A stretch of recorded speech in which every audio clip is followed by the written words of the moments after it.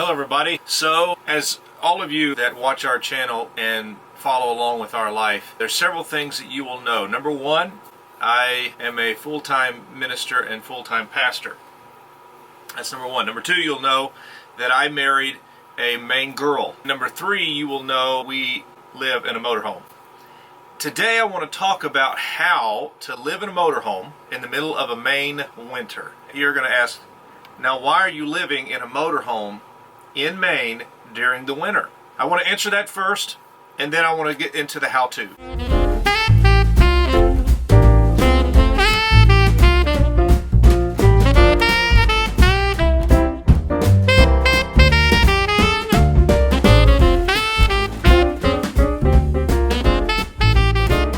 I was a full-time evangelist, traveling and preaching in a multitude of states, in a multitude of churches, even preached in a couple of different countries besides our wonderful country of the United States. And I was doing that before I married my wife, Cheyenne. When my wife and I got married, we intended to continue with the evangelistic field work and travel and preach. So I purchased a motorhome with that intention in mind. And indeed, we married and went on the evangelistic field. We started out in Florida at a dear brother's church. I won't mention his name. He may not want me to mention his name. But we started out in Florida right after our honeymoon. And we, for several months there, were evangelizing. We came back up to Maine to visit family after some time had elapsed. And while we were here, there was a little local white church that came up for us to rent. And the Lord was dealing with my heart to open up and pioneer a church work here in the state of Maine. So that's exactly what we did. So our motorhome essentially was parked, and it was parked here in Maine. And until we get a home of our own, which of course we will do eventually, until we do that, we have lived very comfortably in this motorhome even through the winter. Now, having explained that, I'm going to get into the business side of why in the world you clicked on this video. How do you live through a Maine winter in a motorhome? Let's get to it. The first point I want to make is how we stay warm in a Maine winter in the motorhome. The first thing is we have a propane house furnace heat.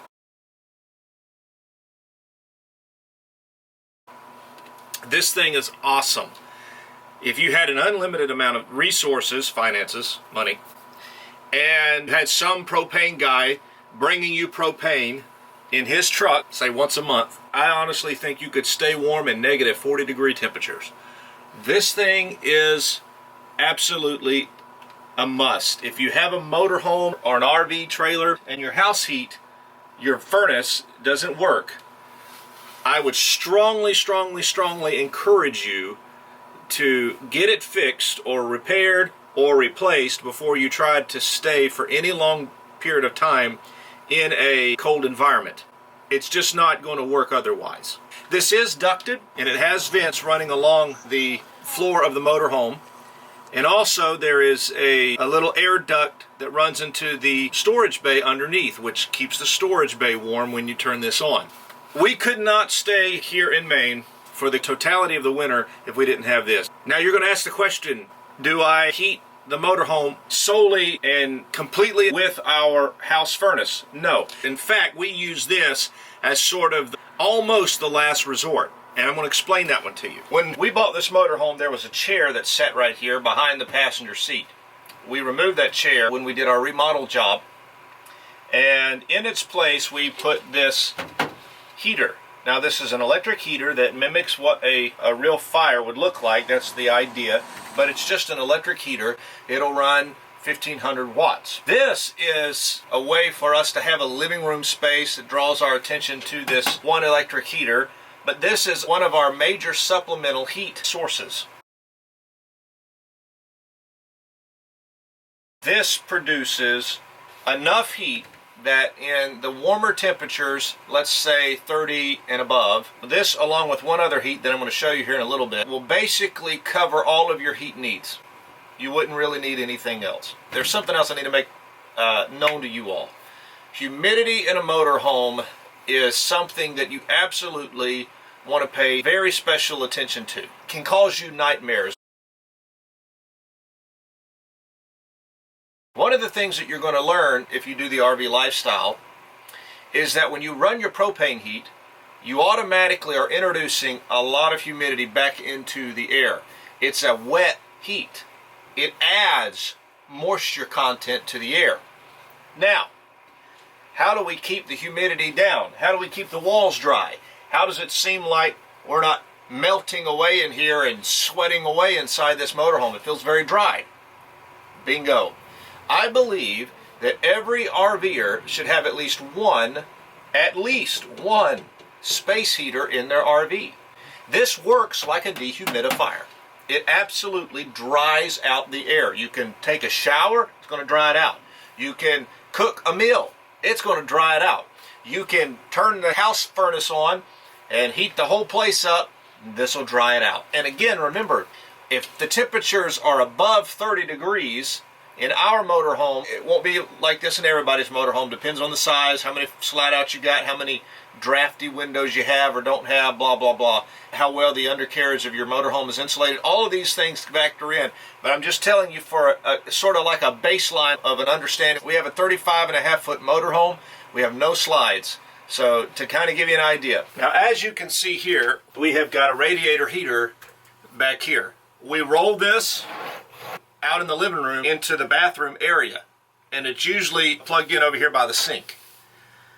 This is our second source of heat. I love radiant heat. I absolutely love this heater. This too will dry out the air. It also has the added benefit of warming up and drying out used towels. It's amazing. So if you guys don't have one of these in your motorhome, and you get one, you're going to find out that you're not going to miss the little floor space that it takes up. You can roll it and get it out of your way. You will love this. Trust me. It is amazing. This has got several settings on it. You can turn it up, turn it down, depending on the temperature outside on any given winter night. We typically will run it on level 2. Typically never run it. This is on level 1. We'll typically run it on level 2. And that's about, I think, you'll have to check and see, I think it's about 1,000 watts. So I think it may have a 750, then 1,000, then a 1,500, or something like that. If it's not very, very cold outside, you can temperature regulate with a thermostat by turning it down here. And it'll cut on and cut off. And it's very energy efficient from what I understand. It's excellent. What we do at night to conserve energy so that the electric bill is not so high is we close off this door here. In closing off this door, what we end up doing is having 2 zones of heat. Last year, when we didn't have a baby, we actually took this whole space from here out into the living room and the kitchen area and had no heat out here at all. And we would run just this one space heater in here, in this space. Now that we have a baby, we leave that on. I keep it on the temperature setting of 62, and if it gets above 62, it'll cut itself off. So we try to conserve energy that way. As you can tell in here, there's no windows. In the bedroom, there are 2 windows, but that's it. There's not as much space in here, and therefore not as much air to heat in this section of the motorhome as there is out here. So what ends up happening is that at night, our second heat zone gets warmer and stays warmer through the night. Let me put several of these things that I've mentioned to you together. Number 1, the house heat is your golden ticket to winter camping.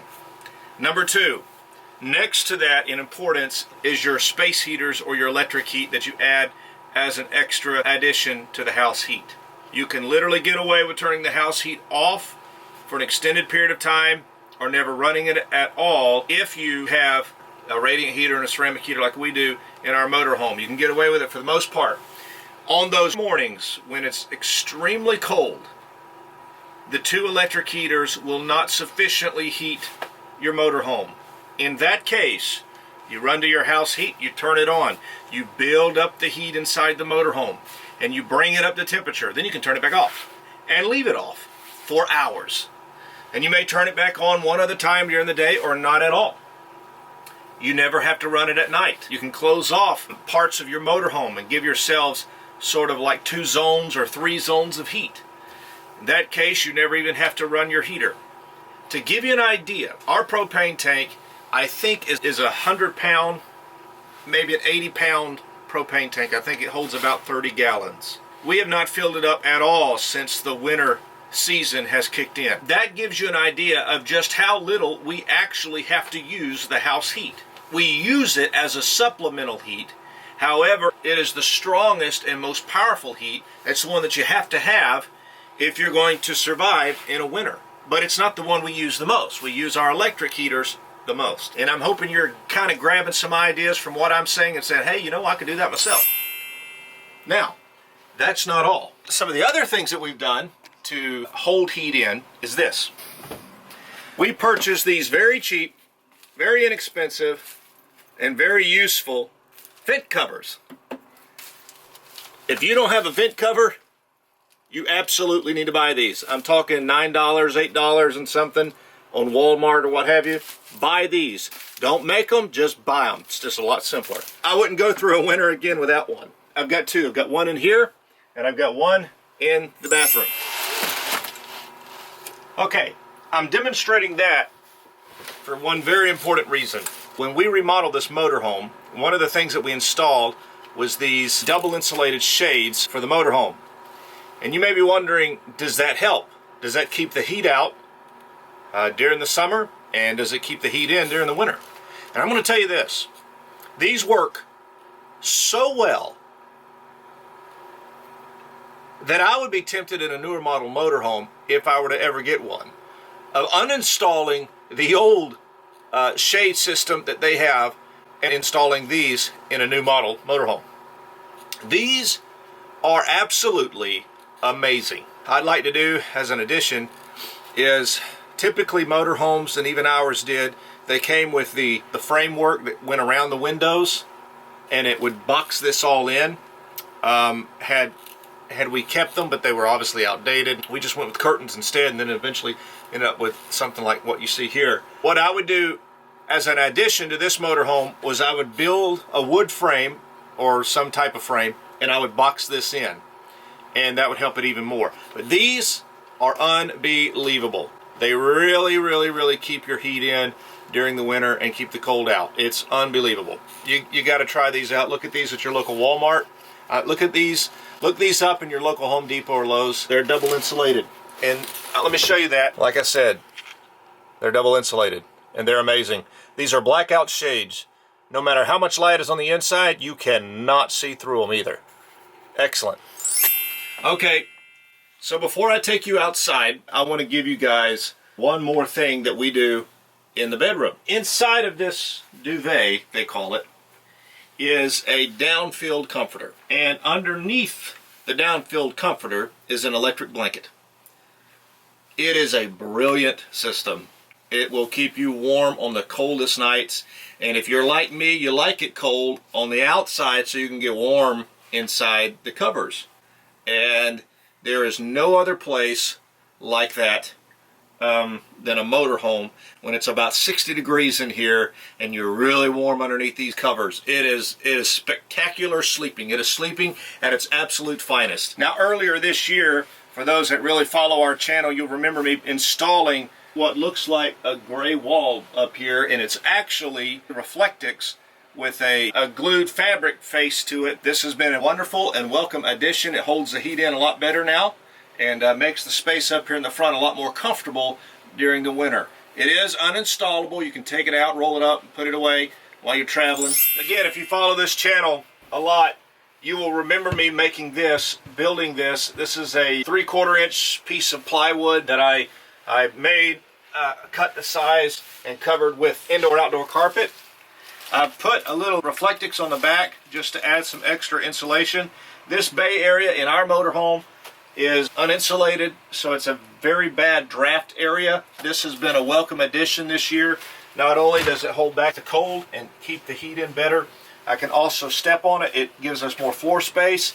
And the most important thing of all, when Simeon gets old enough to crawl, he's not going to fall into a hole when he crawls over here. So this was huge, and I love this. Go back, look in one of my older videos and find this build if you're interested. Very easy and very beneficial.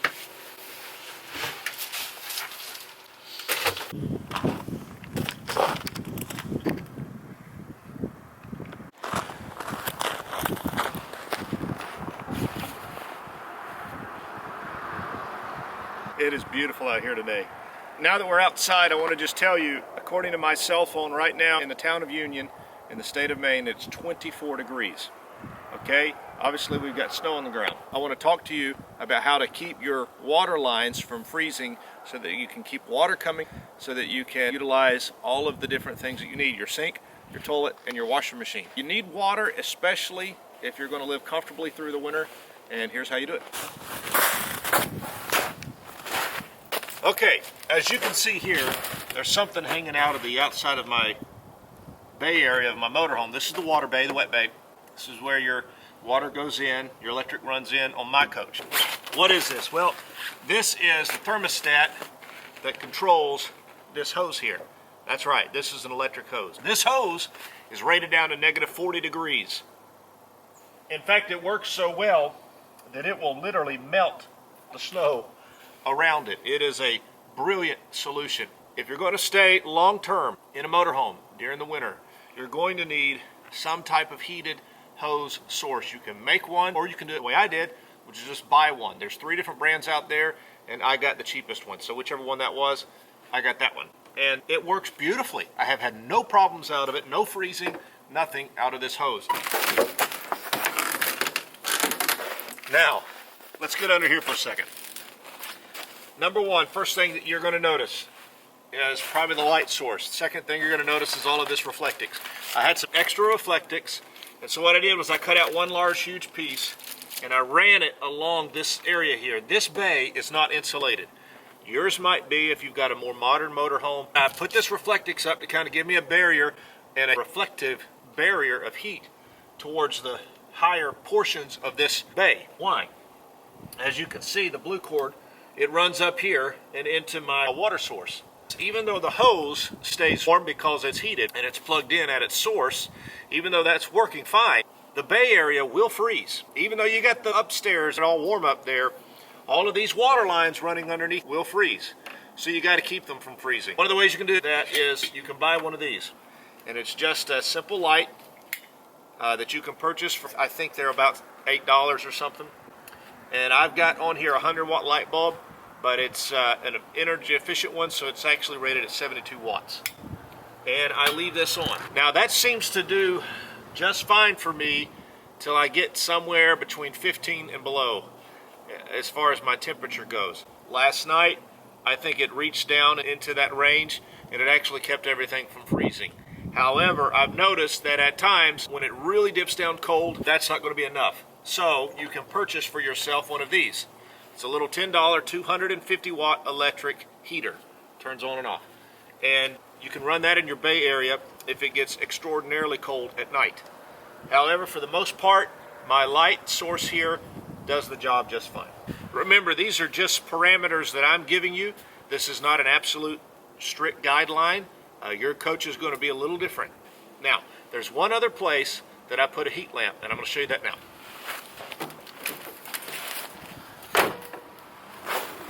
Now, as you can tell, we're on the other side of the motorhome, right by the door here. And this is obviously the storage area underneath. Okay, we're underneath now. Let me remove this real quickly. This is just extra carpet that I've got up for extra insulation. There's my heat lamp. Just another one of those Home Depot lamps with 72 watts worth of heat running on it. As you can see, that's my water pump. As you can see, around my water pump is some water lines. From the other side, running through underneath the coach, is water lines that run through here and up into the water heater section of my motorhome. So I keep a second source of heat here to keep these lines from freezing. So I've got one on the other side of the wet bay, and I've got one here. And that's how I keep my lines underneath from freezing. I want to thank you all so much for watching, and for all of you that watch all of our vlogs and our live vlogs, and even go on to our Facebook page, the New Testament Church on Facebook, and check us out. I want to thank you. I want to say that it is a privilege and a joy of mine to live in the state of Maine. I absolutely love living in this true winter. I absolutely love it. I would miss it terribly if I moved away. I love living in the cold. I love to see the snow on the ground for weeks at a time. I love the cold, crisp air. I love to put on garments to keep myself warm. Hey man, how are you? Again, thank you so much for watching us and supporting us. And obviously, I live in a very beautiful place.